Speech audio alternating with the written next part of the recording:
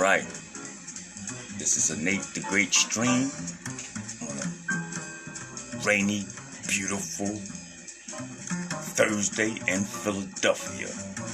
And this is the top of the morning. And I'm coming with this fire.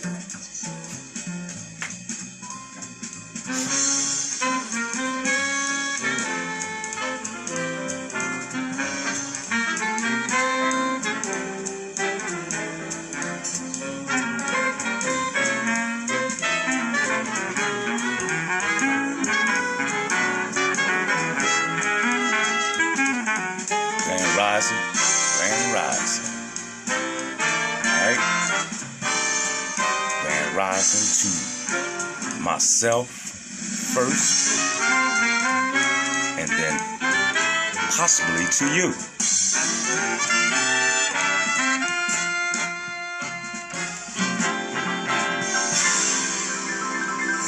Peace, Kukla Fabrics. Right, like I said, this is my stream. Nate the Great. Okay. Other known as Nathaniel 3.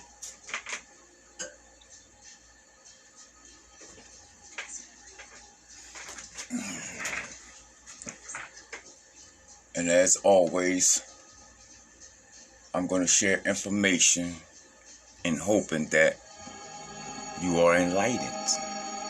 And that we all are enlightened. And possibly this could be material that I can revisit, so I can get a better understanding of myself. I realize that I'm here to discover me, to do me on earth. I'm not here for nobody else. I could share in the world with you. You could share in my world. We could collide with our worlds, put our worlds together and make one great, big, beautiful, abundant world. But the bottom line is that you have to have your world in order. And I'm here to provide the proper minerals, vitamins, so that one will be able to do so. We need to understand the distinction between power and control. This has to be a clear, vivid picture in the most forefront of our minds of having power and control.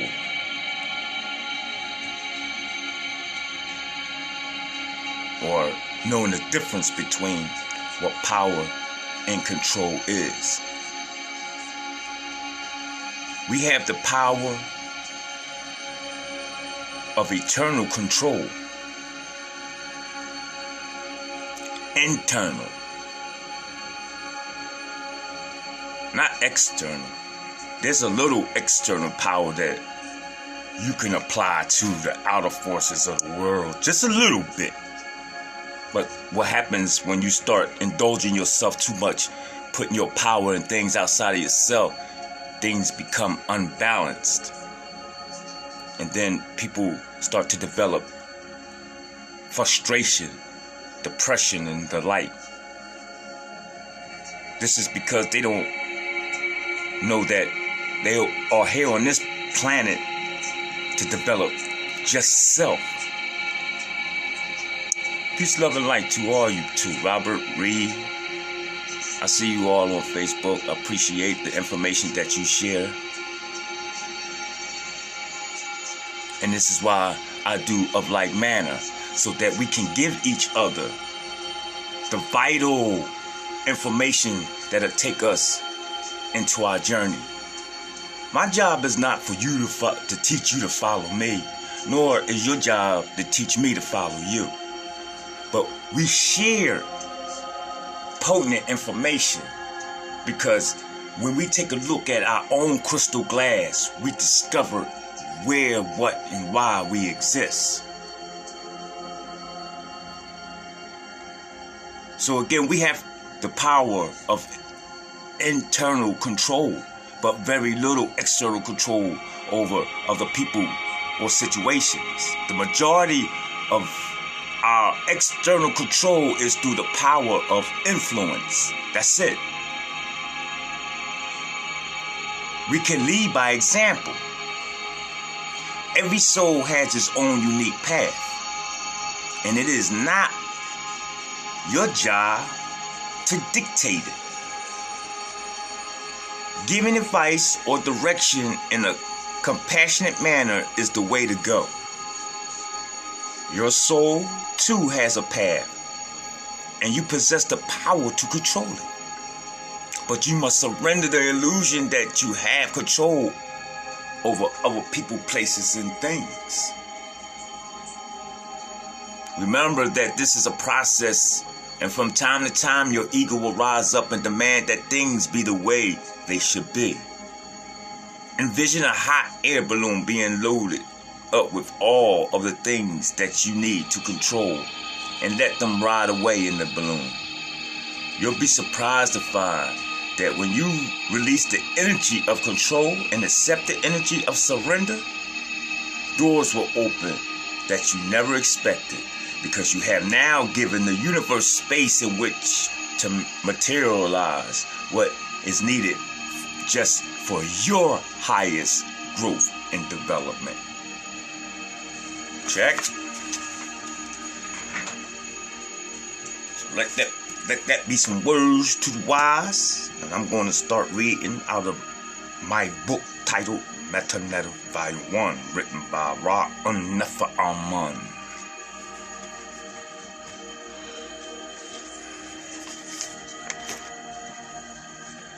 And the author writes,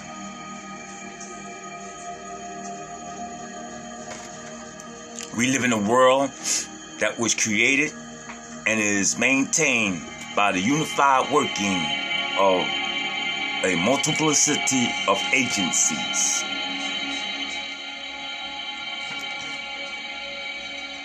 We live in a world that is composed of a multiplicity.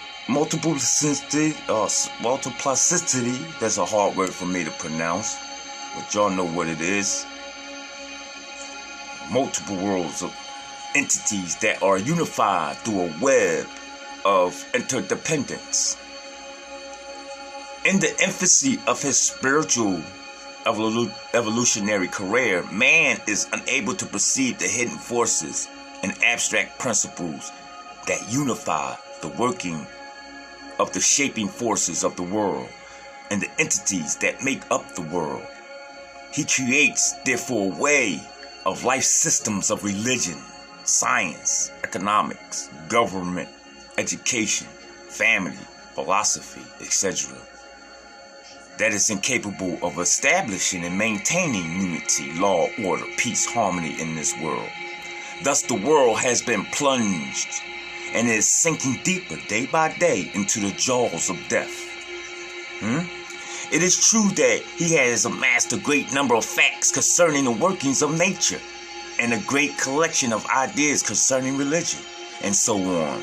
But the possessions of a mass of facts, however reliable the facts are, does not constitute the possession of a science, nor does the possession of a collection of ideas about religion constitute the possession of a religion, for the knowledge contained in these facts regarding nature and these ideas concerning religion does not embody the principles that are necessary to unify the facts and the ideas. It is only when the facts concerning nature or the ideas about religion are linked to each other and to the whole that science or religion is formed. You see? Man's perception of the world, however, cannot change the reality that the world is shaped and maintained by a unified multiple of agencies, and that the world is made up of an infinitude of interdependent entities.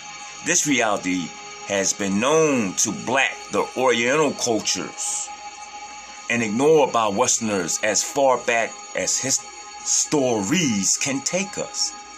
the black nations of antiquity through the cultivation of the science of inducing the state of waking trance, which enables man to perceive the working of abstract principles and the hidden shapes, forces of the world, were able to create a way of life systems of religion, science, philosophies, governments, economics, etc.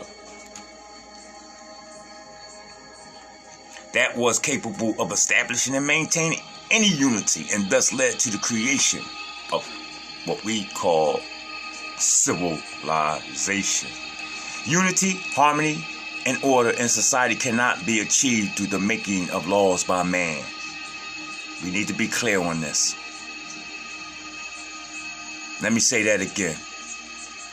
Unity, harmony, and order in society cannot be achieved through the making of laws by man and the policing of people's behavior.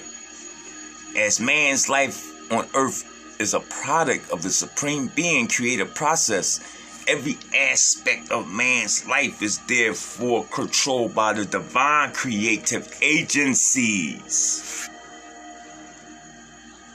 Unity and thus prosperity in society can only be achieved by man's effort to intuit, go inside yourself and bring out the knowledge of how the divine agencies are shaping his or her life, to intuit the knowledge of the divine plan. It follows logically that the divine plan will contain the knowledge of the unifying principles of the multiple of shaping forces of the world and of the entities making up the world. Through it, all things and events in the world were unified.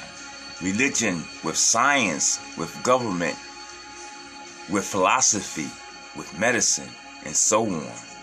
Grand Rising Deloy, Lane Moen, peace, love, and light to you. Wishing you well. Man with nature, with God, it achieved this monumental accomplishment by assigning to each event, force, entity, and the idea of place and space and time. It is the purpose that of this book or this reading to give us the working knowledge of this system.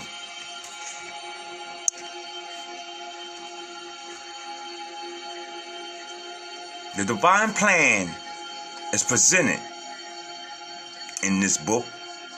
So, as a recommendation, if you do not have yourself a copy of the Metanetta, I suggest that you get yourself one. If you do not know any ways and means of getting it, do feel free to get in the comment section and ask me.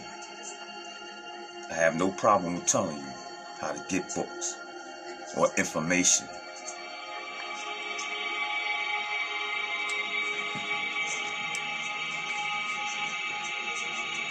So the divine plan is presented in the book, not as the museum pieces that are the delight and the folly of historians, but as a system to be lived. The jab at historians was thrown both in jest and in seriousness. Okay, so the fun side is dictated by the fact that they have cumulatively amassed a great deal of facts on our past, for which we must be grateful.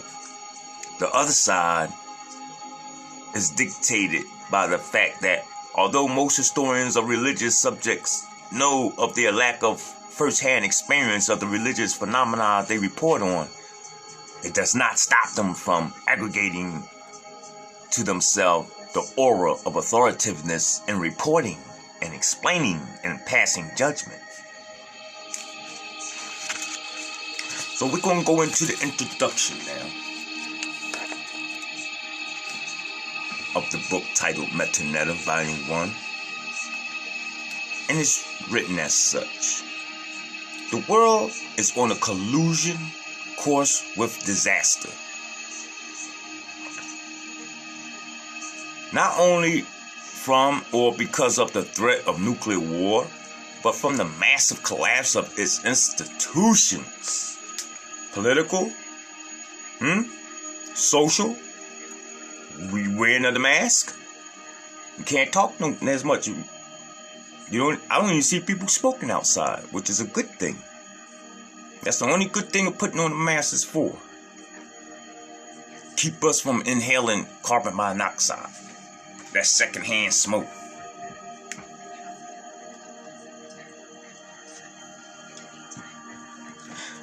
However, we can all bear witness that we are heading on a collision course to disaster. Not only because of the nuclear war or the threat of it, but from the massive collapse of institutions, our educational system, our spiritual system. It is the combined failure of these institutions and traditions that it is at the root of the widespread decay and stagnation that we are witnessing in just about every nation in the world. This state of affairs, a comedian, which is ancient Egyptian priestess, would say, quote, is due to lack of self-knowledge, end quote. This injunction has been quoted often by scholars, yet none have given much insight into its true meaning.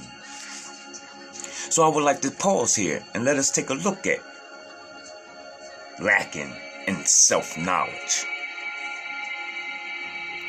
And we're going to just speak briefly because we have a lot to cover and read here. I want to bring up the quote or the ancient Ethiopian proverb that states, let not your heart weigh in heavier than the feather. And we've come to find that our heart gets heavy when it's overburdened with all the matters of the world. Maybe this is why Jesus indicated to us to be in the world and not of it. He knew the science of achieving a heart weighing in lighter than the feather. Of course, your natural heart is not gonna or weigh heavier than the feather. We know this. So we have to understand that when my heart becomes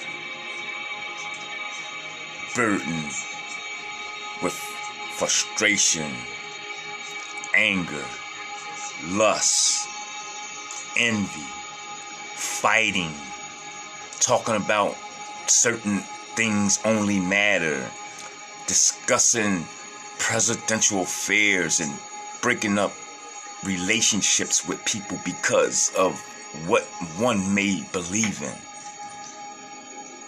There is no room for any spirituality for you to rise, because you have taken your attention and placed it that will cause your heart to be heavier than the feather.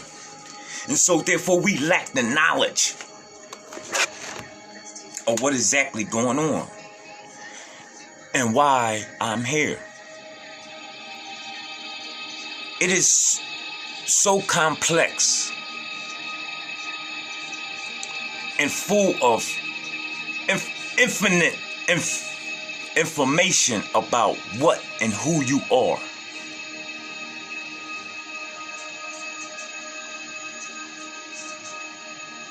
There is not one ending idea or thought of what you are. You are the Alpha and Omega. There is no beginning or ending of you. If you come to a conclusion of the totality of what you are, you will only have to think again. So we lack knowledge of self, says the ancient ones. And this injunction has been quoted for many years in explaining what is knowledge of self.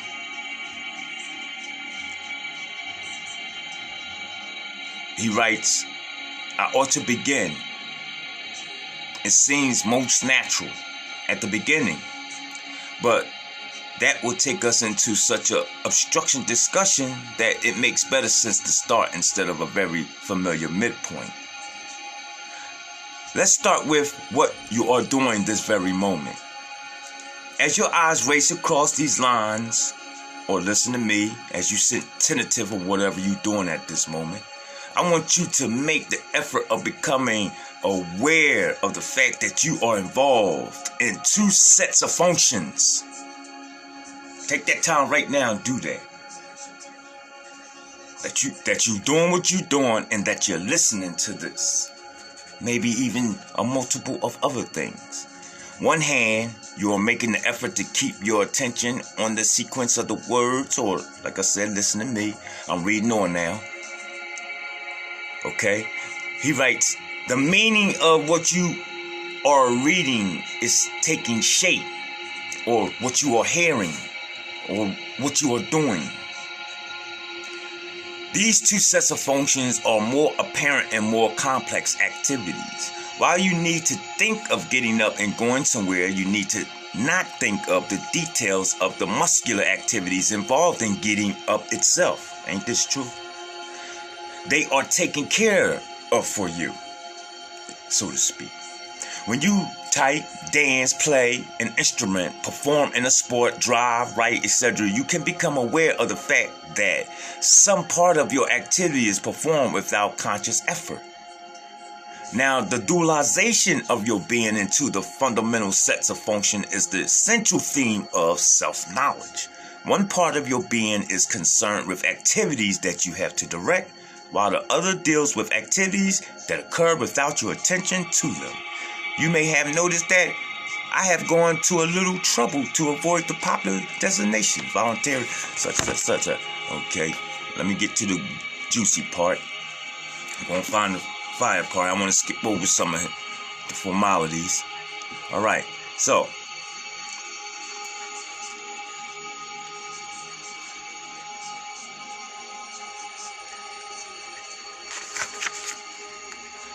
we're going to look at the hemisphere of the brain. We get what the brother was depicting. A lot of us can multitask and do many things at one time.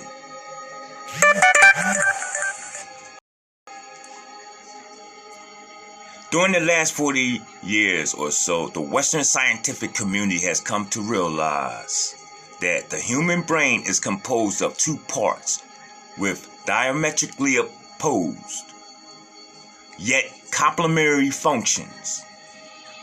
They are known as the left and the right hemisphere of the brain.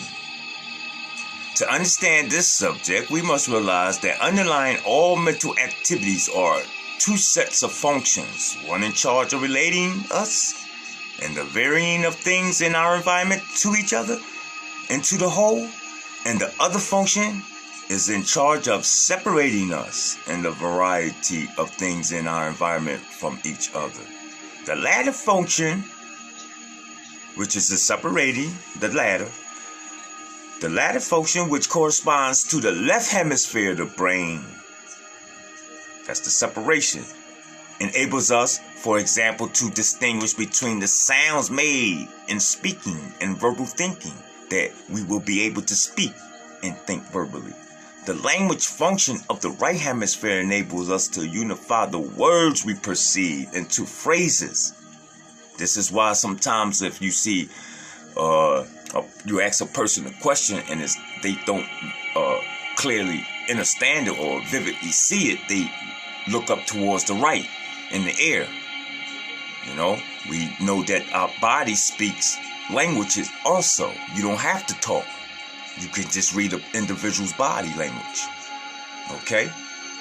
So, in this phrase is, so let me read this again. The language function of the right hemisphere enables us to unify the words we perceive into phrases. The language function of the right hemisphere, right, enables us to unify the words, right, we perceive into phrases, these into sentences, and so on into larger units that we will be able to comprehend that what was being spoken or thought. The fact of speaking and verbal thinking are processes that occur in a series of steps, one at a time. The understanding of what is thought and said is a process that occurs in one step. Since the acts of speaking and verbal thinking are processes that occur at separate points in time, they are therefore carried out by the left hemisphere, which is in charge of all processes of segregation and differentiation. Conversely, the act of extracting the extracting the significance from a series of related units, which is carried out in a one step, is under the jurisdiction of the right hemisphere, which is in charge of all functions of unification and integration. This is pretty much self-explanatory. I'm going to read this whole book. I'm going to revisit this book in a later stream or possibly video in time, and then go over it maybe phrase by phrase or paragraph by paragraph, so that we can get a better understanding of what is being portrayed to us. However, I always think that it's a good idea first to just read the book, and then once you go back over the book, you can look up the words that may not be familiar with you, or you may not have clear insight as to what it says or means. And you can build on the concept that you have picked up on at that particular time into a new development or idea. Check. Moving on. In summary, let's note that the left hemisphere of the brain is in charge of noting the difference between things, separating wholes into parts, and enabling us to deal with subsequent phenomena. Make sure we get the right page here. Whole presented pieces at a time. So, this mode of thinking is popularly known as analytical, Cartesian, serial, linear, deductive, segregative, etc. Okay. The right side is in charge of noting the similarities between things and their relation to each other and the whole, thus unifying them. All right, that's the right side. So this mode of thinking is generally known as synthetical, holistic, congregative, etc. And that word congregative is C-O-N. I have to do this word because I'm pretty much sure I'm not pronouncing it the way they will like it pronounced. And it's spelled C-O-N-G-R-E-G-A-T-I-V-E. We must also note that the left side of the brain is extrovert and is therefore the means for the outer culture noted above. The right side is introverted,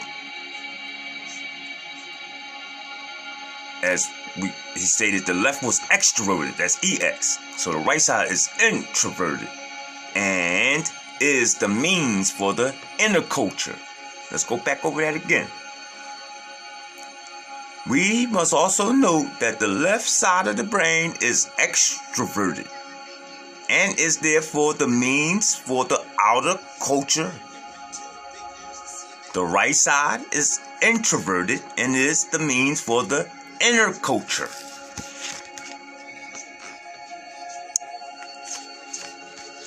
We want to learn how to use all of our brain, a whole 100%, like the movie Lucy. This is the point I'm taking you to. This is where you've been wanting to go. This is why you find this type of information. And in the future, the information that you're going to stumble upon will take you further than what I've given you. We are all on this earth. And this is not coming out of the book. I'll stop reading the book right now. I'll let you know, or when I start reading up the book, I will state that I'm moving on. However, we all come to this earth, as I was stating, to have a personal journey. And the evidence of that is when the religious tell you that they have a personal relationship with their Lord. They may not understand what they're talking about, but they get the idea, they get the picture. You may have an altar in your home that is your Lord, that you revert to every day. That's a personal relationship. You don't have to tell nobody about that altar that you got sitting home with all types of ornaments and idols and candles burning. You know what I'm talking about? It's a personal relation. It's a personal journey. So although we're going to move on now, although both functions are complementary, talking about the left and the right sides of the brain, that is, their equal inputs are needed for every mental activity to be complete. Most people have a predominance of one over the other. We all know too well of people who can generate a profusion of words, yet make little sense or go off on a tangent. Too much left and too little right. On the other hand, we know people who are not very expressive verbally. In fact, are poor communicators, yet are profound. Critical to this book is the fact that these hemispheric differences are not randomly distributed through society. Men in general are more left-sided than women, and so are members of the European, or as he has written here, white race, in comparison to non-whites, as well-known fact to the Western psychologists. This is not something that, we're going to just sit here and make up. Their own people tell us the same thing. We will come to learn that the hemisphere differences are one of the main shaping forces of cultural differences. Let's stop right there, because that right there has to let us know that no, we are all not alike. We are all not the same. Women can't do what men can do. Men can't do what women can do. You trying to knock nature. We trying to knock nature all off balance when we talk like that. Foolish. When we start to hear foolish talk like that, when we heard back in the 80s that women can do what men can do, we should have known. We on a fast speeding bucket to hell. Even if she did what I can do, will she still be a woman?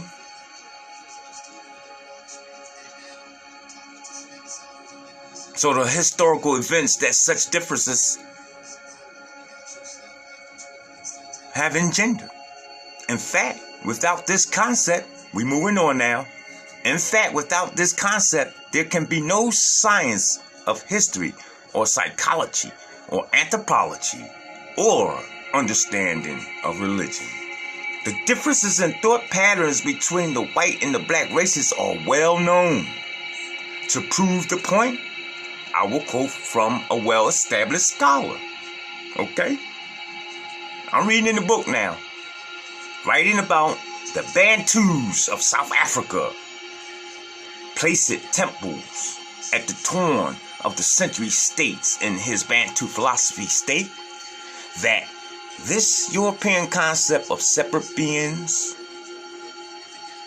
of substance, to use for the scholastic term again, which fed themselves side by side, entirely independent one of another, is foreign to Bantu thought. Bantu hold that created beings preserve a bond with each other, an intimate ontological relationship comparable with the causal tie which binds creatures and creator. Just as Bantu ontology is opposed to the European concept of individual things existing in themselves, isolated from others, so Bantu psychology cannot conceive a man as an individual, as a force existing by itself and apart from its own ontological relationship with other living beings and from its connection with animals or intimate forces around it. Writing about the same people, James Jain states in Muntu that when we say that the traditional African view of the world is one of the extraordinary harmony, then except for the word African, every single word in the sentence is both right and wrong. For in the first place, the traditional world view is still alive today. Secondly, it is a question not of a worldview in the European sense, since things that are complicated, experienced, and lived are not separable in it. Thirdly, it can be called extraordinary only in the European sense, while for the African it is entirely commonplace. In other words, we don't have to get all bent out and surprised about this new technology coming out. A cell phone come out, or a new car, or a new console game, and people act so amazed and surprised when the body itself is the most complex piece of technology that exists. So moving on, it states that the expression harmony is entirely inadequate, since it does not indicate what parts are being harmonized in what whole. And if we say everything is harmonized, that tells us less than ever. Jane then quotes that this is not simply a coherence of fact and faith, nor a reason in traditional belief, nor a reason in contingent facts, but of coherence or compatibility among all disciples. A medical theory which contradicted a theological conclusion was rejected as absurd, and vice versa. This demand of mutual compatibility among all disciples considered as a system was the main weapon of Yoruba thinking. God might be banished from Greek thought without any harm being done to the logical agriculture of it, but this cannot be done in the case of Yoruba. In medieval thought, science could be dismissed at pleasure, but this is impossible in the case of Yoruba thought, since faith and reason are mutually dependent. In modern times, God even has no place in scientific thinking. This was impossible to the Yorubas. Moving on. These observations extended to all contemporary Africans as well as ancients. A. Barb, writing in the Legacy of Egypt, states the following. This person's name is A. Barb, B-A-R-B, A. Barb. I don't know if that's a male or female, but they write that certainly scholars have since provided dictionaries and grammars of the ancient Egyptian language, but that is not enough to grasp the Egyptian way of thinking. We all know that. I mean, like, you won't put a book up here with a whole bunch of pictures in it and then want to tell an individual this is what is meant by the ancient people. I find that to be half. Okay? Remember, believe none of what you see and half of what you hear. And all truths are but half truths.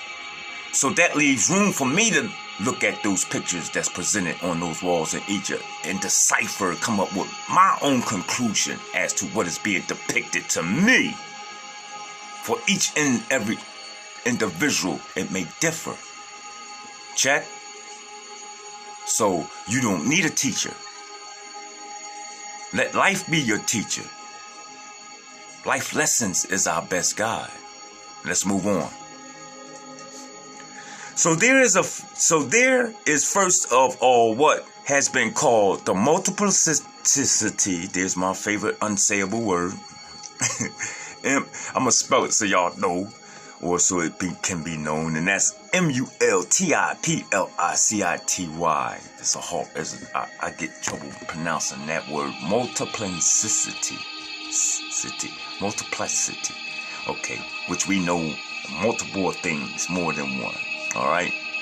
So there is first of all what has been called the multiple of approaches, statements, which to us would seem absolutely contradictory, appear side by side, and did not in the least disturb the Egyptian. On the contrary, our own logical abstractions will probably have appeared to the Egyptian's mind as the improvisement and falsification of the fullness of significant truth. All this will lead, as a modern scholar has put it, to the impossible of translating Egyptian thoughts into modern language, for the distinctions we cannot avoid making did not exist for the Egyptians. I found out that there was a time people did not speak. There wasn't a language. These beings were vibrating on a frequency where everything was intuitively understood, as we know.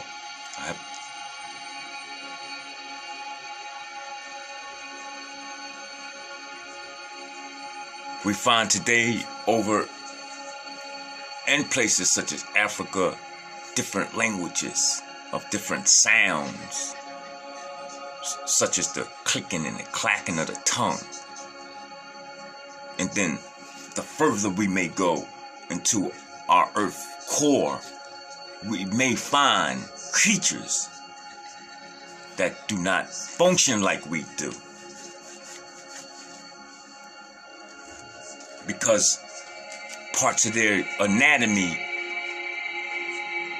is not lying dormant or have not been taken out. You can't just take out parts of the organs of the body and expect it to function in which it was God created to function. We take out wisdom teeth. We take out tonsils. We take out a lot of viable things that people have no idea why it's there or even being taken out. We calcify pineal glands. So there seems to be a conspiracy of allowing creatures to reach their full potential.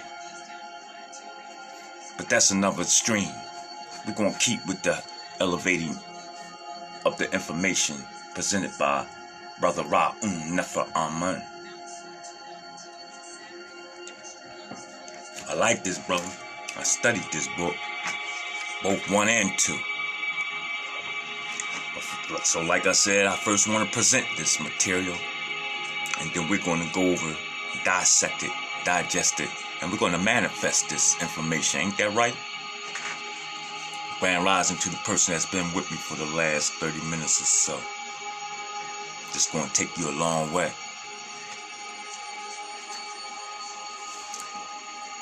Let us look at a brief definition of religion. An analysis of the word religion shows that it is to the right side of the brain, where the glove is to the hand.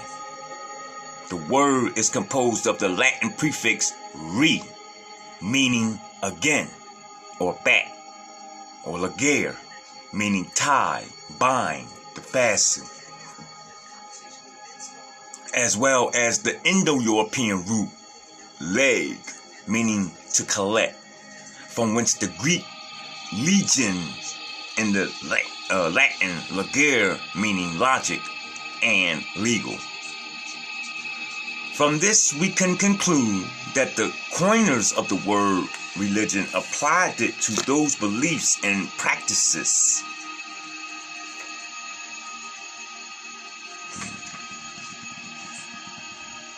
aimed at tying people back to something, right? With which they had originally been one and belong with by nature collectively. The original oneness is implied by the prefix re, meaning back again. And the natural connectivity is explicit in the root meaning law or logic.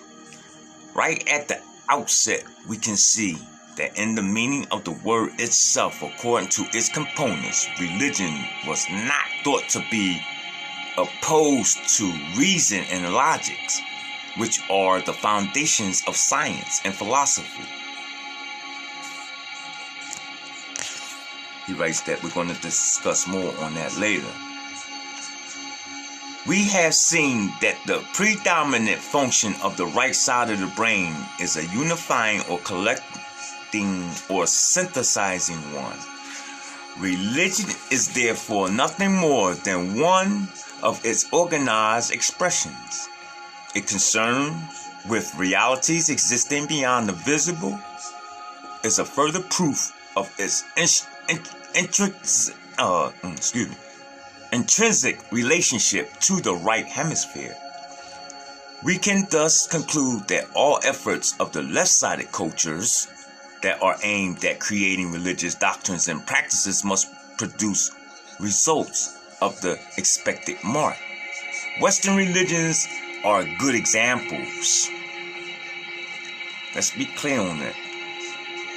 We will see the Hebraic and the Christian religions are hybrids, resulting from the juxtaposition of a left hemisphere thought process upon the religion doctrines created by right or balanced hemispheric cultures. The same can be said for Hinduism and Islam. Although they have maintained a greater faithfulness to the fundamental culture upon which they are based, during the first 2,000 years of history, which is 40,000 to 2000 BC, the only nations that attained to a high degree of civilization was Kemet, ancient Egypt, Sumer, Babylon, Canaan, Harappa Valley, and the Kush, which is Ethiopia. Although it is well known to all serious historians that all these nations were melanated, or as the brother right here is black, to this day, much effort is being made to hide the fact that, much effort is being made to hide the fact from the general population. To this day, much effort is being made to hide that fact. In fact, we have books that is out of print now. There are books that are being banned. The curriculum in which they're raising the children in these Western schools is not beginning with anything of out of Africa.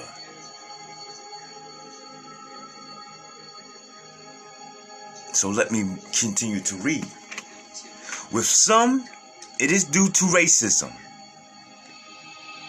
With others, it is due to feelings of shame over the fact that throughout the first 4,000 years of history, it is well known that Western people had attained to very little cultural development, as well as the fact that they are in debt to the above black nations from the foundation of their scientific, religious, and philosophical accomplishments. They repaid these nations by utterly destroying their civilizations and enslaving their descendants. And with others, it is because they took the traditions of these black nations, added a few touches here, tweaked it a little bit, here and there to make it more in keeping with some of their social values, and then claim that final product was a revelation from their God. Ain't that something? Religious trance and our ancestors. As religion concerns itself with the inner realm of being, its main vehicle is the phenomenon of trance.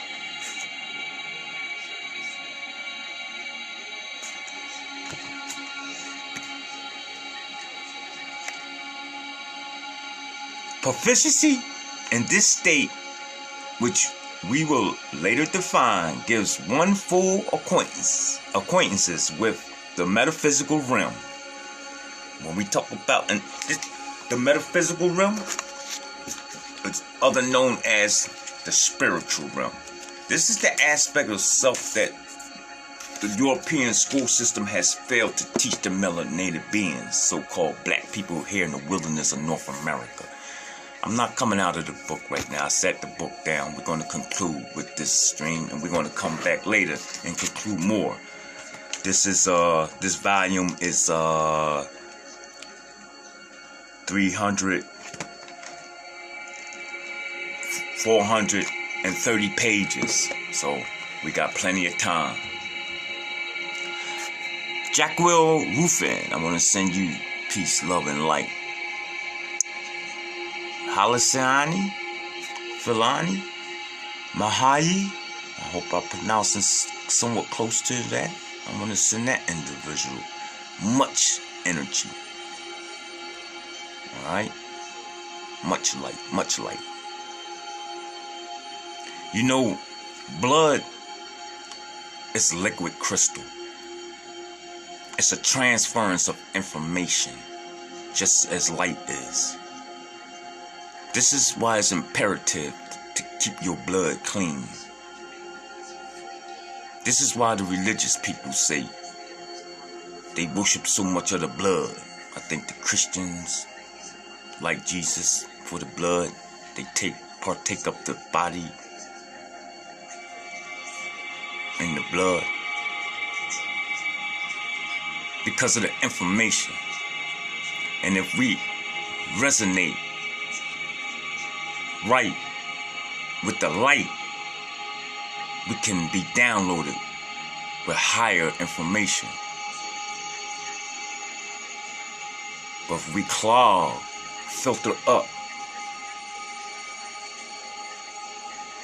the system in which our frequency is contacting us, or the avenue in which the information is contacting us, then what will happen,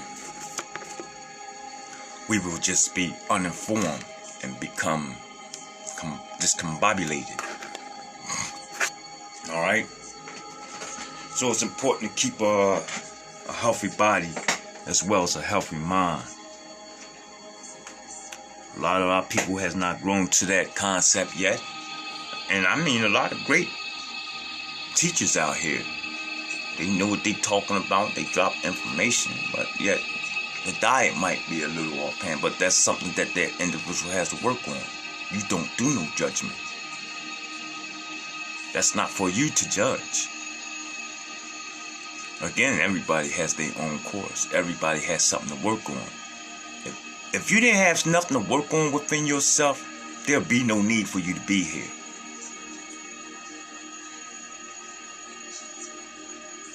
Yeah, you may say you came here to partake in some excitement, and you'll do it over and over and over again. But that only shows an individual such as myself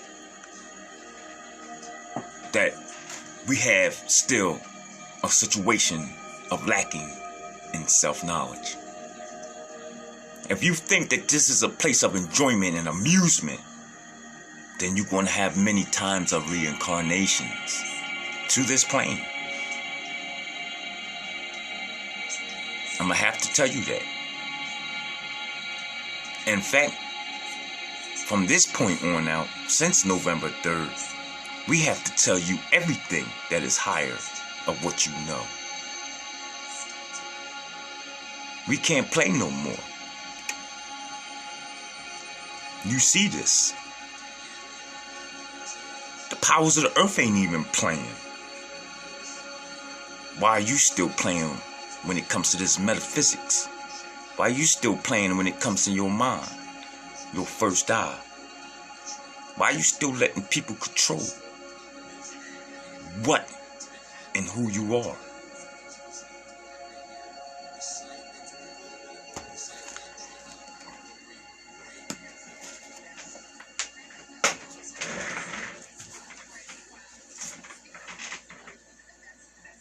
I'm going to close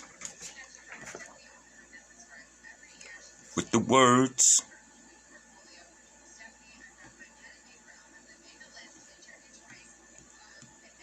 coming out of a book titled Tao Te Ching.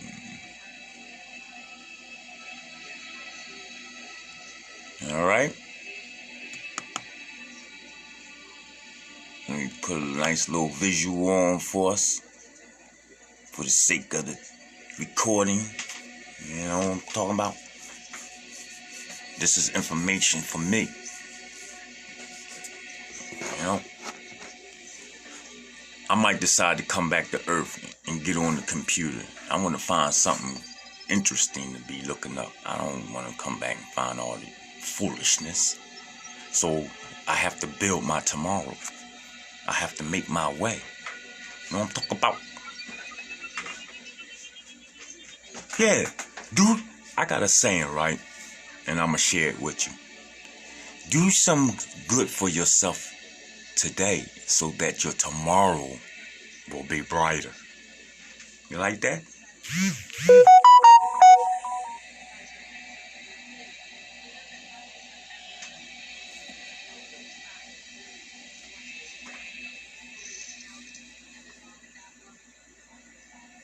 Do some good for yourself today so that your tomorrow will be brighter.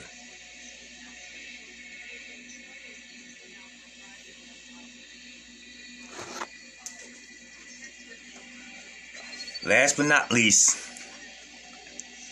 in the mortal words of the Tao Te Ching,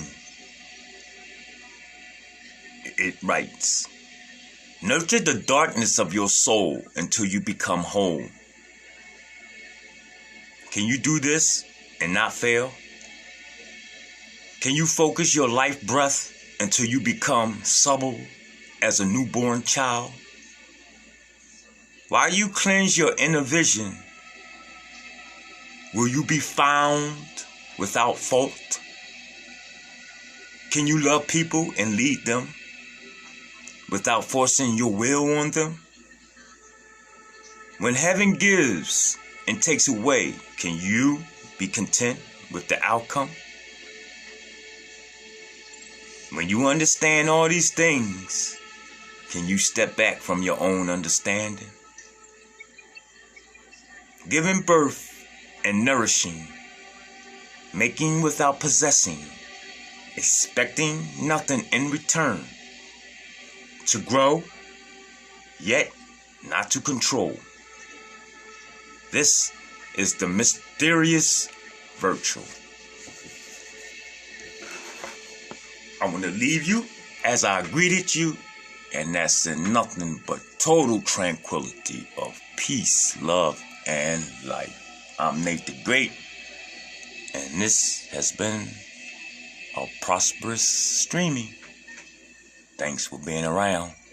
And remember, you the greatest.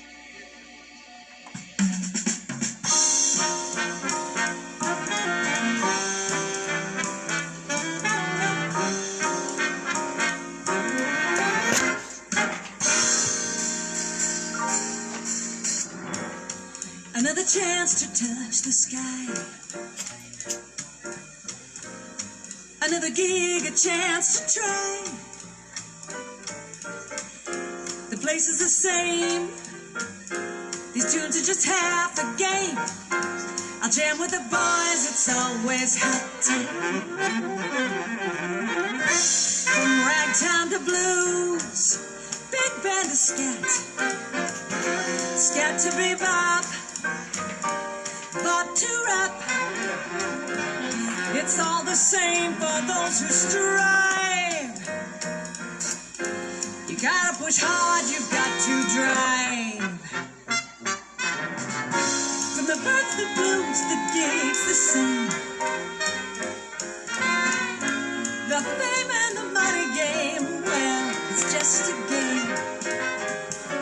Basie felt it, and elegant too. Frankie's no exception to the rule.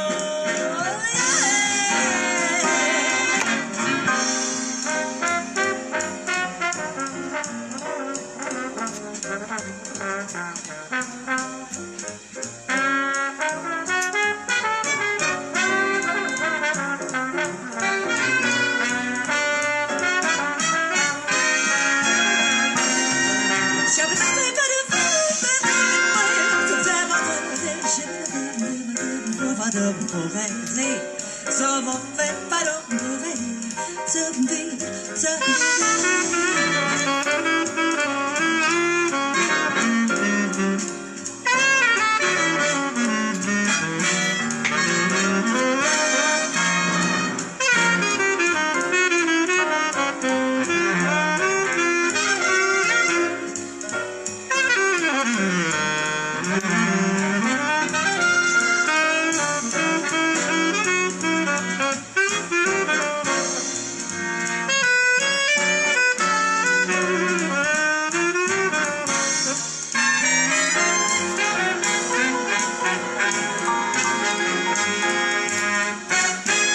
juggling the family with career ambition. Ain't no fun if you're in this position. You gotta make choices. You gotta think smart. This ain't for the faint of heart.